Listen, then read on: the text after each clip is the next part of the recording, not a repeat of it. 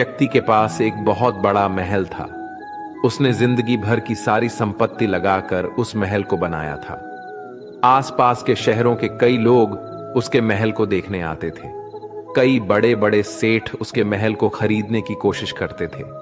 इसलिए वो महल उसका अहंकार हो गया, उसके जीने की वजह था। उसका उस महल से बहुत लगाव था। एक दिन उसके महल में आग लग गई और वो कहीं बाजार गया हुआ था। जब वो घर लौट कर आया तो उसने देखा कि उसका महल तो आग में जल रहा है। अपने घर को आग में जलता हुआ देखकर उसे इतना दुख हुआ। उसने कहा, अगर ये महल नहीं रहेगा तो मैं भी जिंदा नहीं रहूंगा।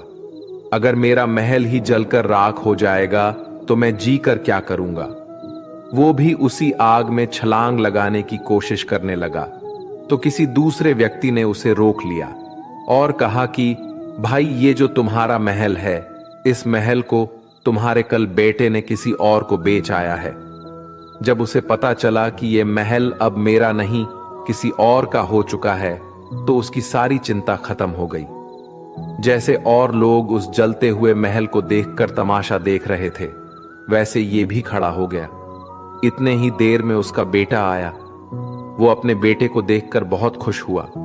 उसे आशीर्वाद देने लगा कि तेरे जैसा बेटा तो बहुत भाग्य वाले माता पिता को मिलता है।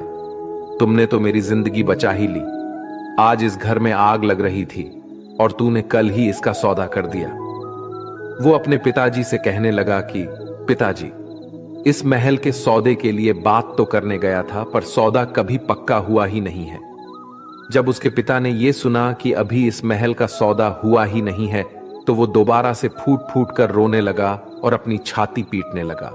महल वही है, इंसान वही है, लेकिन जब महल मेरा है तब वो दुख भी देता है, खुशी भी देता है।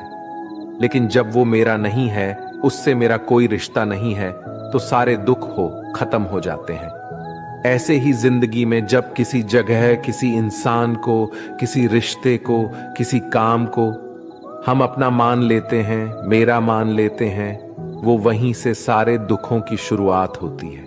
वहीं से हर